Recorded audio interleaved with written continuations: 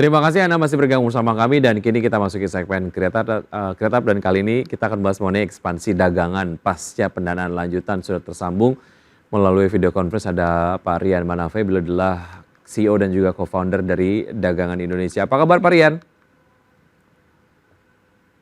Halo Pak Rian. Mas IDX channelnya di mute, saya nggak bisa dengar. Oke, baik.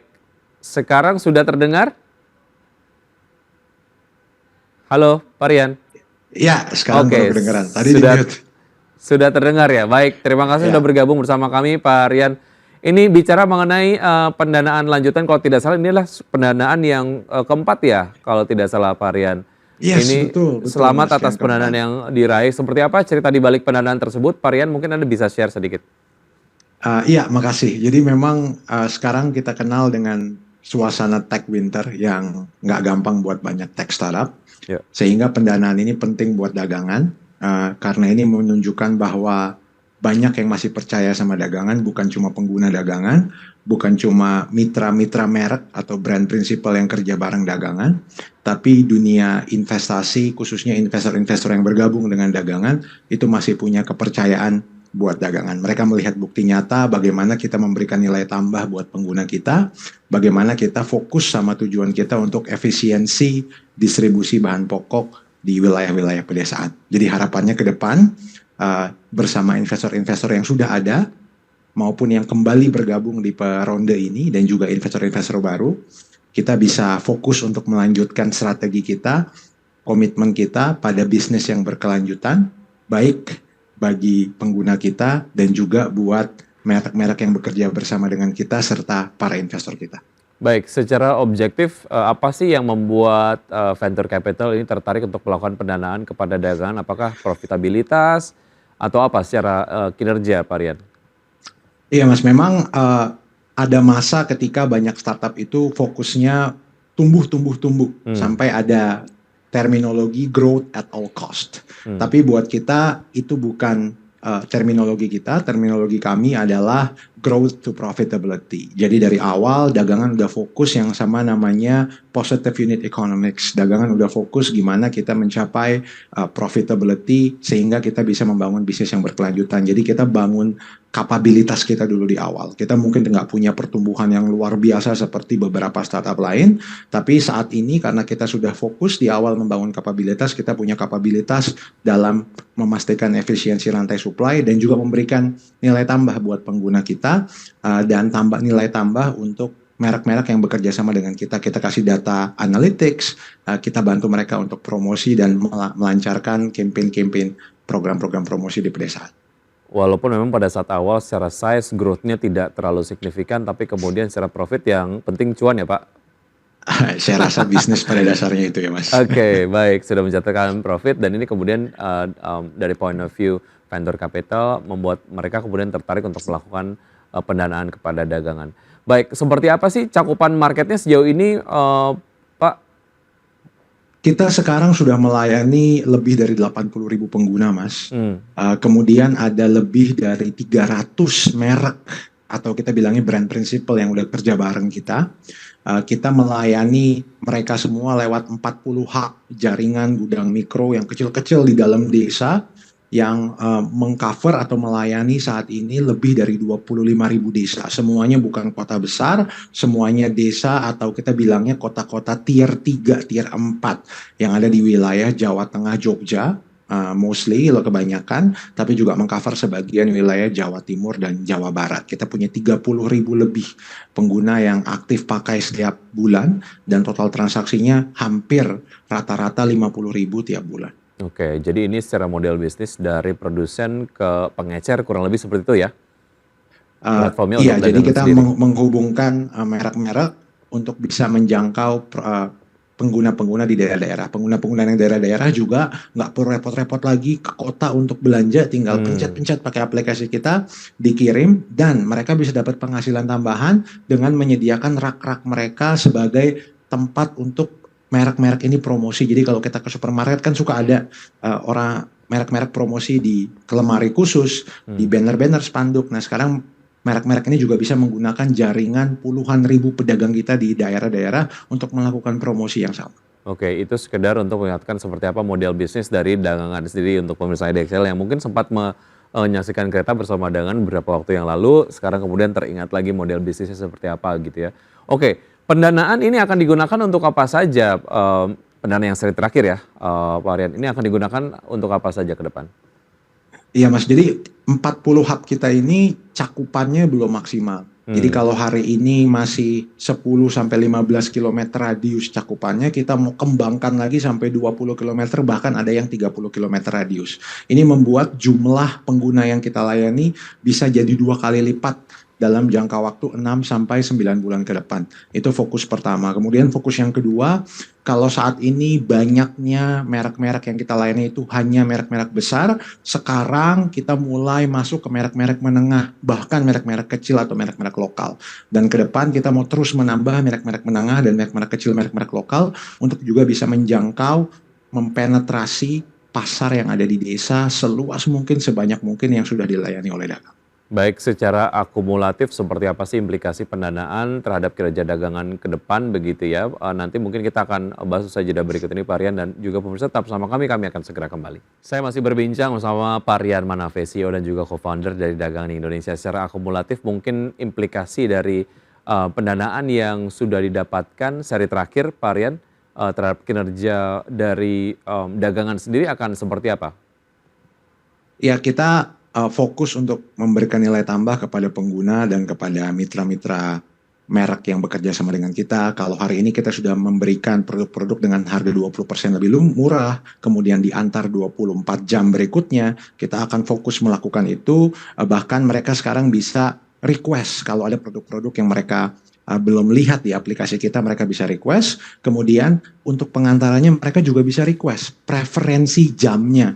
Jadi bukan hanya diantar besok, mereka bisa request pagi, apa siang, atau sore, kita akan atur itu di dalam aplikasi kita. Dan juga buat merek-merek kita kasih fitur-fitur tambahan sekarang. Jadi nggak hanya kita distribusikan, mereka kita kasih live data. Jadi mereka bisa lihat produk mereka itu menyebar ke daerah mana aja. Outlet-outlet yang beli produk mereka itu identitasnya seperti apa, lokasinya ada di mana, profil kurang lebihnya seperti apa. Jadi mereka bisa menganalisis performa produk mereka, jadi mereka bisa melancarkan program promosi yang tepat. Oke, ada nggak sih pengembangan model bisnis ke depan Pak Rian pasca pendanaan yang diraih? Iya, jadi tadi data-data yang kita tampilkan ke merek tadi itu live dan mereka bisa lihat secara detail setiap hari, dan tidak hanya data, kita kasih insight-insight. Jadi kita kasih rekomendasi. Jadi kita kasih rekomendasi misalnya di daerah ini spesifik, misalnya kelompok Bumi Ayu, market share dari produk snack Anda yang rasa coklat misalnya itu kurang dibanding tempat-tempat yang lain. Jadi rekomendasi kita memberikan agresif pricing, coba tolong harganya dibuat lebih agresif, lebih murah, kemudian membuat promosi-promosi, dan promosi ini nggak hanya offline. Misalnya kita bantu untuk peletakan produk di warung-warung atau pedagang-pedagang dari pengguna kita, tapi juga online. Jadi lewat aplikasi ada bannernya, ada promotion cashback yang bisa dipakai. Itu untuk merek. Kemudian untuk pengguna kita, yaitu pedagang-pedagang yang di desa, sekarang kita itu udah connect mereka dengan pihak ketiga, jadi instansi keuangan, supaya mereka bisa dapat akses pendanaan. Baik. Jadi data-data transaksi mereka kita kasih, nanti ada yang dipilih untuk bisa mendapatkan akses pendanaan, mereka bisa pakai buy now pay later. Jadi beli sekarang, bayarnya nanti langsung ke mitra atau pihak ketiga, instansi keuangan tadi. Adanya harga lebih murah 20%, bahkan kemudian lebih, ini memang untuk market yang tercater di Pulau Jawa saja, betul ya Pak Rian ya? Lalu bagaimana dengan ekspansi bisnis ke depan yang ada di wilayah luar Pulau Jawa? Artinya secara logistik juga kan ini akan cukup jauh begitu, ada memang penambahan ongkos logistik ataupun ongkos kirimnya lah. Apakah kemudian jaminan lebih murah 20%-an ini akan juga dinikmati oleh teman-teman di luar Pulau Jawa jika kemudian akan ekspansi ke sana? Iya, saat ini memang kita masih fokusnya Pulau Jawa. Nah, saat ini yang kita bisa cakup dengan sempurna baru Jawa Tengah dan Jogja. Jawa Timur dan Jawa Barat masih jauh sekali dari sempurna, apalagi dibandingkan Jawa Tengah Jogja. Jadi saya rasa sampai akhir tahun ini bahkan tahun depan kita akan fokus mengembangkan Jawa Timur dan Jawa Barat. Selanjutnya kalau kita akan keluar Jawa, kita akan mulai dari yang lokasinya dekat dengan Pulau Jawa seperti Lampung, Sumatera Selatan atau misalnya Bali dan Nusa Tenggara sebelum kita pergi yang jauh-jauh. Karena bahkan di wilayah Jawa saja dan wilayah yang dekat dengan Jawa masih banyak sekali merek-merek yang bukan merek besar, merek-merek menengah, bahkan merek-merek kecil itu susah dijumpai Mas di daerah. Dan kalau kita jumpai harganya tuh lebih mahal. Jadi kita mau menghilangkan diskrepensi itu. Kita mau memastikan ada keadilan buat semuanya. Jadi teman-teman daerah juga bisa membeli produk-produk yang kecil-kecil, yang merek-merek menengah kecil ini dengan harga sama bahkan lebih murah dibanding kita yang di kota dengan penghasilan lebih besar. Baik. Saya cukup penasaran bagaimana interaksi dagangan sendiri bersama teman-teman logistik seperti apa. Karena kan memang untuk kemudian mencapai harga lebih murah 20 sampai dengan 30%-an tadi, itu kan memang ada ongkos-ongkos logistik yang kemudian dipotong lah ya. Nah ini interaksinya dengan teman-teman logistik seperti apa dengan model bisnis yang ditawarkan oleh dagangan? Ada implikasinya ke teman-teman logistik ya? Ya, jadi kita ini hanya menangani last mile. Last mile itu adalah bagian terakhir dari pengiriman barang. Bagian terakhir itu adalah dari hub kita atau gudang mikro kita ke pedagang-pedagang dan pembeli-pembeli pengguna aplikasi dagangan. Tetapi kita meminta atau kita bekerja sama supaya brand, merek atau distributor itu mengirim ke hub kita. Dan ini di luar dari cakupan kita. Kita terima barangnya langsung di hub kita, terima beres lah kurang lebih gitu. Jadi sehingga mereka yang harus mengarrange first mile atau mid mile pengiriman dari gudang mereka atau pengiriman dari distributor pabrik mereka ke hub-hub atau gudang mikro kita. Nah first mile, mid mile ini biasanya mereka bekerja sama dengan logistik-logistik yang saat ini sudah memang bekerja dengan mereka selama puluhan tahun Mas. Oke, sebagai summary pasca pendanaan target dagangan sih dalam jangka pendek seperti apa Pak Rian, singkat saja? Yang pasti melanjutkan path to profitability. Target kita akhir tahun ini, awal tahun depan kita akan mencapai profit yang kita harapkan. Bukan hanya profitable tapi juga margin yang kita targetkan begitu. Kemudian selanjutnya adalah mempercepat pertumbuhan pastinya. Karena dengan pendanaan ini kita bisa memperbesar cakupan hub dari 10-15 kilo menjadi 30 km radius. Sehingga jumlah penggunanya bisa dibuat 2 kali lipat bahkan lebih dalam 1 tahun ke depan. Baik, semoga sukses dengan berbagai macam capaian yang akan dicapai oleh dagangan ke depan. Pak Rian, sukses untuk Anda juga. Sehat selalu, sampai jumpa. Makasih, sampai jumpa. Baik, terima kasih. Dan pemirsa, kita akan kembali update pergerakan dari IHSG dari pembukaan sesi 1 hingga saat ini. IHSG bergerak di zona merah ya. Tadi sempat dibuka di zona hijau, masih kemudian tetap berada di level 7.300-an, melemah 0,35%. Top gainers ada AMF, NLSA, SMDR, DOH, BUL, ESA, IOTF, PGO, dan IMIJS. Dan top losers ada BBRI, Boga, ISEA, Wika, Telkom, Brand, Labs, PTPP, Wi-Fi, dan juga SMRA.